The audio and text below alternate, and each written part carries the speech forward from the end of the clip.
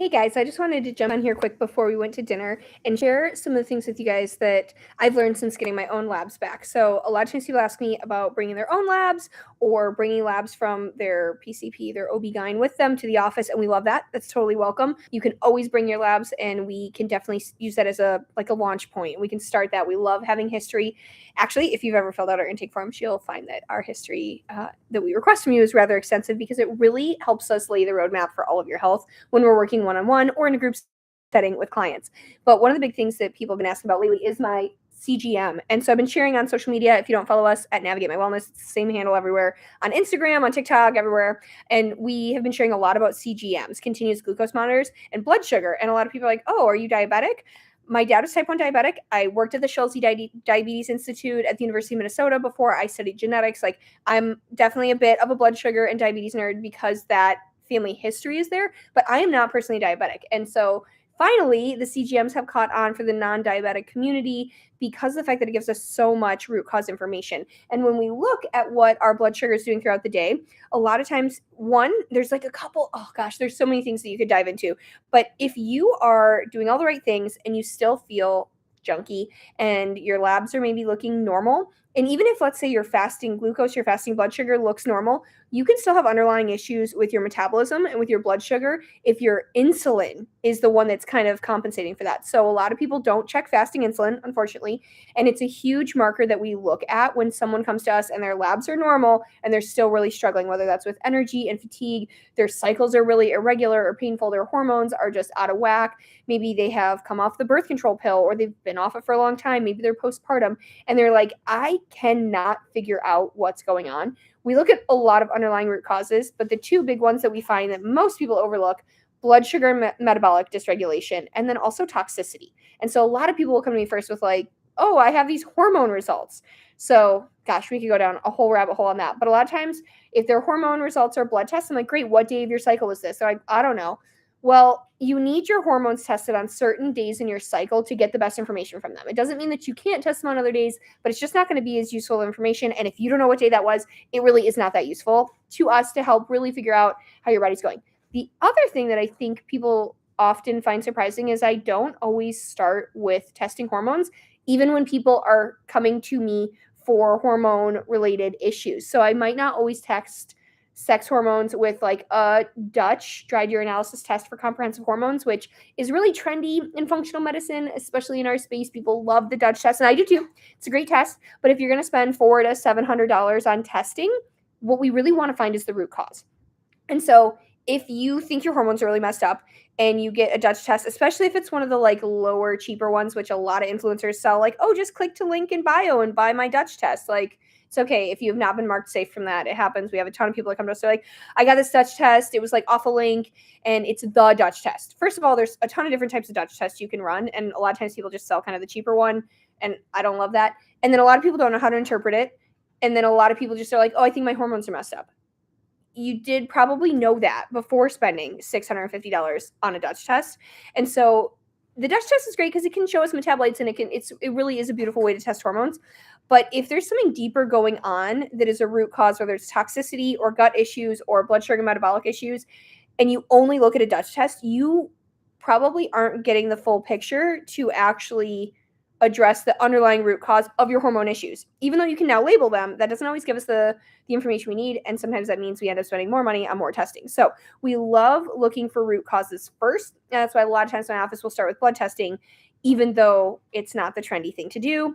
That's why we have such good results. And so a CGM, we like to look at not only fasting glucose with a comprehensive metabolic profile, but we like to look at fasting insulin as well. So this is something that will go from normal ranges to slightly elevated, and it will continue to elevate according to the research for anywhere from 8 to 12 years, maybe longer, before we really start to see significant issues in the blood sugar. And so everybody's body is different, but your pancreas in your body can make up for the Western standard American diet, Western diet of like a lot of carbs or just, I call it naked carbs. Carbs are great for you. They're just your high maintenance friends. They don't want to be left alone.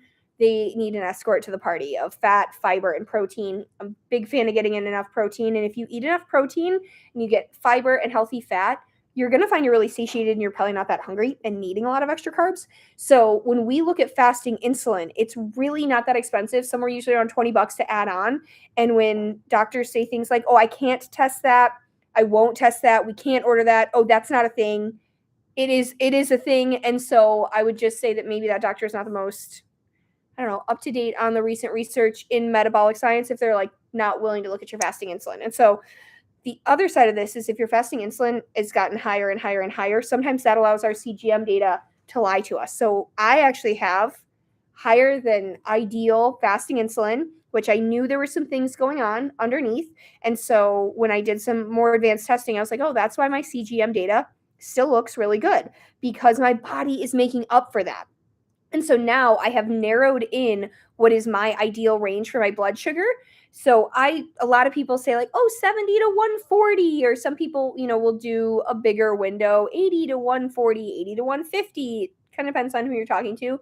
So I like to keep mine down the top end of that at 120, because that's what I'm doing right now to see how we can really stabilize my blood sugar to heal my hormones, especially in a preconception era, and just show my body that it is metabolically safe and we can heal. And that way that fasting insulin can start to come down, which takes time. Like, hormone issues don't get fixed overnight. This affects thyroid, not just sex hormones. We want to look at the ratios of estrogen and testosterone and progesterone at different points in your cycle for sure. But a lot of times we end up with people who are, functionally estrogen dominant because their progesterone is low. Maybe they have thyroid issues or thyroid symptoms that seem like thyroid issues, but no one checked their testosterone. A lot of women who have issues with thyroid, hypothyroid style issues also are really low on their testosterone. And so those kind of compound with symptoms that make it really hard to understand what's going on. So we want to get that full picture, but even more than that, what is the root cause of low testosterone, low progesterone? What is going on in your life that's making all of these things make you feel so miserable? And so if this brought up questions, please feel free to comment below. I just wanted to jump on here quick before we went to dinner, because so many people have been asking about my CGM and why I'm wearing it, even though I'm not a diabetic, because I really want to be able to narrow in that fasting or that glucose window throughout the day. And this doesn't check blood, it checks interstitial fluid. So it's a little bit delayed. A finger stick checks different than a CGM, checks different than like a venous draw at your doctor. Obviously, venous draw will be the gold standard for most quick. But when we start to see the responses, we can also narrow in on how my body responds to certain different foods. And this is a cool thing about bioindividuality. Like, my husband can eat pastries and white rice and a lot of carbs, and his blood sugar, it will still go up. But man, that like area under the curve is so small. His body responds so quickly. Versus mine is more sustained. It's up. It takes my body longer to bring it back down. I have a larger area under the spike that it shows on the curve. And so that just shows my body's not as metabolically flexible. And darn man, his fasting insulin's like beautiful. So there's just bioindividuality there that it doesn't mean one of us is better or worse. I might be a little jealous of him because he obviously is great on processing carbs, but that's okay. There's no point in lamenting that, because this is the body that I get to live in and fuel efficiently today. So please just know that it's okay if your brother or your sister or your husband or your spouse or your mother processes things differently. Having our own bioindividual data is so empowering to make our best decisions and be healthy. And it's really important to look at things like fasting insulin and underlying factors, even things like a full thyroid panel alongside those sex hormones, to really know what's going on with your hormones. And if you guys have questions and your metabolic health looks pretty good, your fasting glucose, your fasting insulin looks good, then a lot of times we look at GI health, we look at toxins. It could be, toxicity, toxicants, toxins that are really affecting your body. We do see a lot of GI issues, and then we see a lot of metabolic issues. And they don't exist in silos, right? This is more of like a Venn diagram, and they can all affect each other. But really, this one, and at least in Americans, in my American patients, blood sugar is almost always some sort of a factor, unless they're, paleo or already do like Whole30 or they never eat out. It's just important to know what your data tells you so that you can make the best decisions going forward. So if you have questions, leave them down below. If you'd like to learn more about toxicity, we can do live on that, or I can record something on that. And we do have the I Wish You Wellness podcast launching soon, where we'll get to share more great information, research backed. As always, we straddle that line where crunchy meets science and really help you make the best informed decisions for your bioindividual health needs. Till next time, see you later.